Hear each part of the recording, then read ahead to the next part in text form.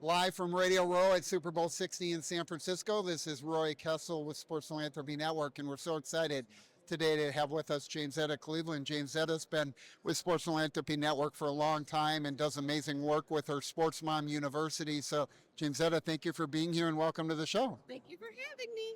Uh, Be here. we're always excited to learn more about what you're doing with Sports Mom University, and I know we've also want to cover the Dad Talks initiative that's going to start at the NFL draft this year. So let's start with Sports Mom University, and then we'll go to Dad Talks afterwards. It's been a lot of change going on this year because the rules have changed. This is our first year post or in the new revenue sharing year. So I'm spending a lot of time explaining to moms and their children that there's a difference between being a brand and being a business.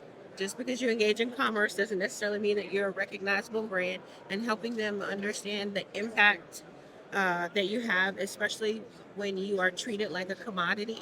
So we've been spent a lot of time in 2025 really stepping back and saying, who are you outside of the game, and what are the strategic initiatives that you need to actually do to help your community that align with really how God created you to be. So a lot of work there. I call it the unsexy space. Most people are not talking about identity, life after sports and stuff like that in advance. Well, I think one of the things that's really been different, right? You look at the NIL space when you started Sports Mom University. The focus was helping athletes prepare to be professional athletes when they were done with college and prepare for what they needed to know, learn while you're in school, but then be prepared for when you're a pro athlete. Now you're a pro athlete starting in high school, and players are getting paid early on. Some of them are getting paid significant sums in high school. Certainly many are getting paid significant sums in college. In some cases, they're making more in college than they would in the NFL. And so it's really changed the game for you in terms of the type of resources you need for the moms in your group. The type of resources and creating an environment of people like you, people who have integrity and people who are going to give them correct advice. Really quick example, shameless plug for you. One of the things that I learned from you is you don't actually have to start as your own nonprofit. There are other options. And it was interesting because what I hear from even now, some of my college guys are getting seven figures. They're getting a lot of money in college. And so you hear well, you just want a nonprofit because you need to give your mom a place to work, or you want a nonprofit because you want to maximize your tax write-off, which there's not the intentionality. And so I just before I started volunteering with the Sports Philanthropy Network, I just assumed that just because someone had resources and professionals, agents and attorneys, that their nonprofit efforts were set up correctly. And so I've spent a lot of time this last year saying, hey, just because someone told you to set something up this way, that's not necessarily how to set it up. And talking to them and sharing some of the resources that you shared with me. Yeah, and we've seen some high level failures, even some of the winners of the Walter Payton Man of the Year award, where their foundations were set up properly initially, but they weren't maintained properly. So they weren't filing tax returns, they weren't keeping up with the corporate formalities. And for the players, that creates three distinct risks, right? They've got a legal risk, a financial risk, a reputational risk in terms of their name, their brand, their image. Because if something goes wrong, nobody's going to look at the bookkeeper of the foundation and say, oh, the bookkeeper did it wrong. No, they're going to look at the star athlete and they're going to go, oh, his foundation screwed that up, so it's his fault. He was taking money, and they're going to impute all of this malice and ill will to it. And I think one of the things, as you said, it's you don't have to take on that whole burden of running a foundation. A foundation is its own business, it's its own entity. You have to comply with a lot of things to stay current. And so it's important for athletes to know you can impact a cause. There's a lot of ways to do it and get the support without needing to have it be your own foundation. In the specific scenario that you just gave, I would say before last year, I would have given that to one of my athletes who was transitioning from college to the pros. But because the transport portal is so real, now I've talked to agents who actually advise their college students to transfer every year because they're trying to get more money.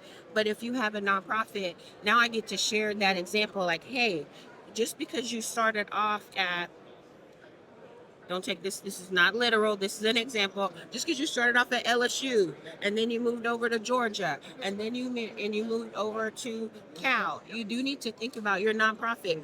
Where are you going to be when this is all over? Because that same scenario of appropriate paperwork is very, very real now in the college world in a way that it wasn't real before. And that's not something I would not have been able to speak to if I wasn't a part of the sports management. Well, and I think what's really important here is making sure that people get good advice. And sometimes well intended individuals aren't qualified to do that. So, we're happy to provide people with resources or contacts to top lawyers or financial advisors in this space. There's a lot of technicalities, a lot of moving pieces. We want to make sure that the good work you're trying to do is something that you're able to accomplish. So, thank you for sharing that. But I want to turn it for a minute and I want to flip over to Dad Talks in the NFL draft. We're here at the Super Bowl. We feel like it's a long way to the draft, but it's coming up quickly now, just a couple months, 2.5 months away. So on April the 24th in Pittsburgh, I'm doing a panel. It's a town hall.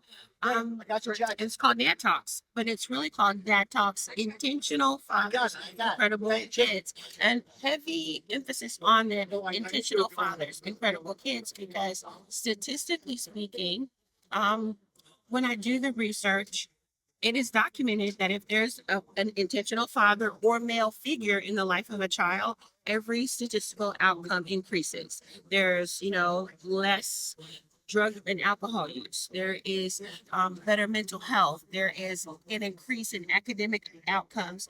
And even there's data now that shows that even if the parents are not living in the same home, if there's just an active male figure, there's a better chance that a mom will not have postpartum depression or mental health issues. And so want to bring some really cool dads who are a part of my network, Lamont Ramsey, Terrence Parsons, and Tony Williams, and a few others. And we're going to talk about the state of fatherhood and what it means to be an intentional father.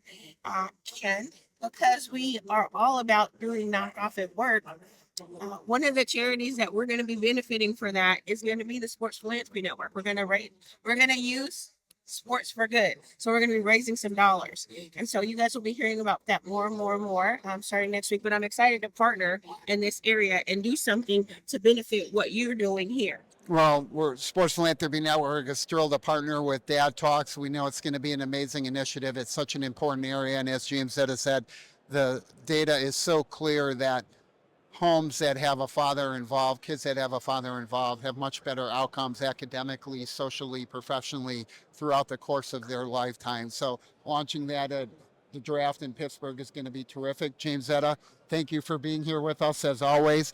For Sports Philanthropy Network, this is Roy Kessel signing off from Radio Row at Super Bowl 60 in San Francisco. Please remember to live generously.